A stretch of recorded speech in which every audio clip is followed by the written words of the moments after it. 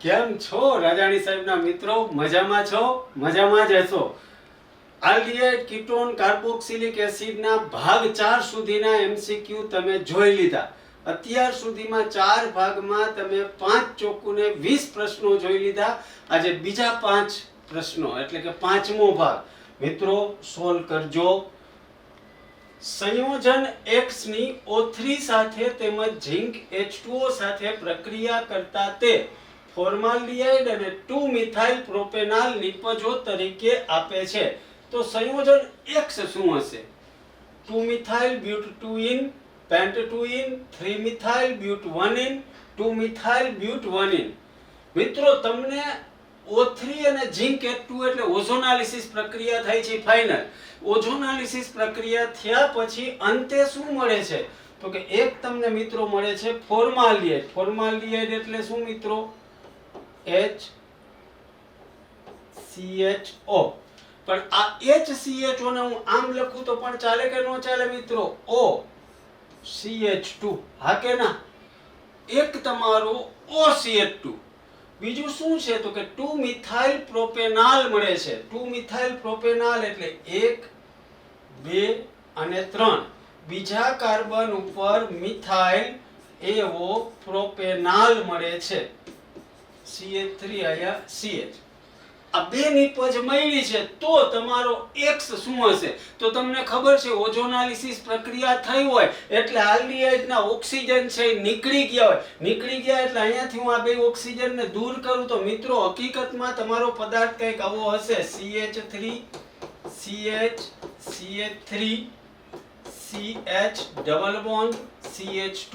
આ જ પદાર્થ હોય. અહીંયા તમારે ઓઝોનાલિસિસ રાજાની સાહેબે શીખવાડ્યું તો ઝૂપડું થાય એટલે અહીંયાથી આ કટ થઈ જાય. કટ થઈ જાય એટલે અહીંયા એક ઓક્સિજન આવ્યો હોય ને અહીંયા એક ઓક્સિજન આવ્યો હોય એટલે એક ફોર્માલ્ડિહાઇડ બન્યો હોય ને એક બન્યો હોય 2 મિથાઇલ પ્રોપેનાલ. એટલે તમારો મૂળ પદાર્થ શું હશે? તો કે 1 2 3 4 બ્યુટ ઉપર પહેલા ઉપર ઇન બ્યુટ 1 ઇન.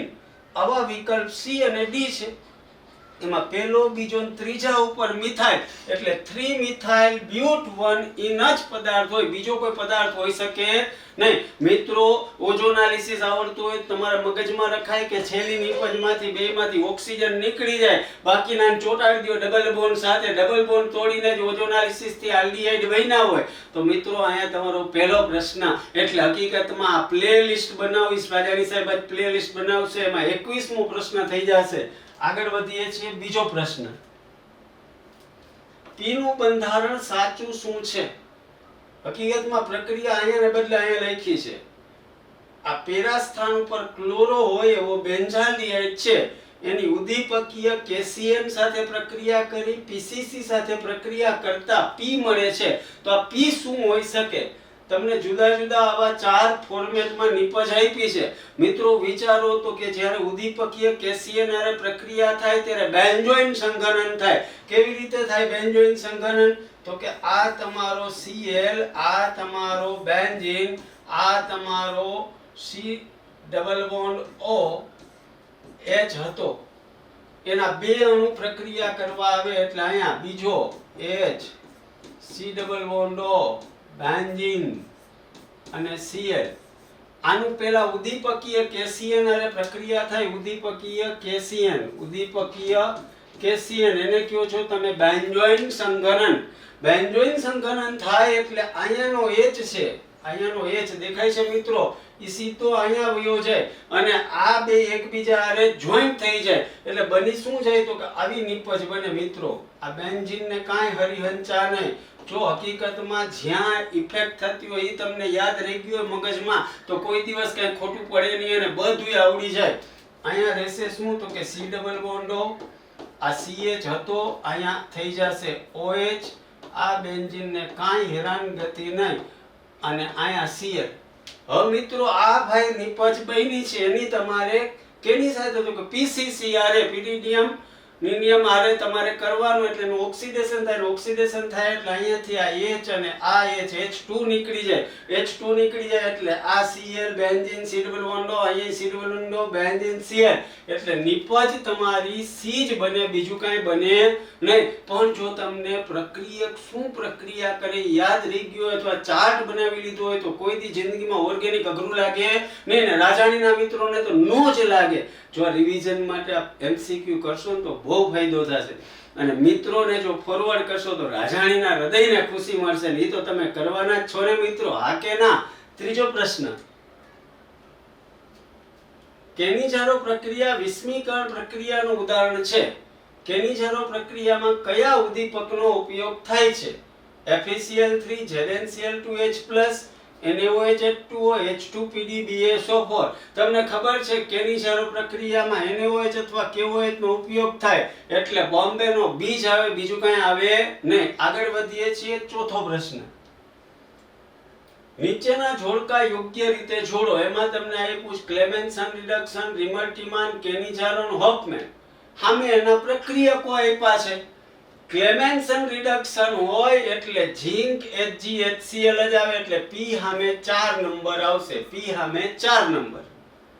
રિમર્ટિમાન પ્રક્રિયા હોય એટલે મિત્રો રિમર્ટિમાન પ્રક્રિયામાં CHCl3 ને KOH એટલે Q સામે 3 નંબર આવશે.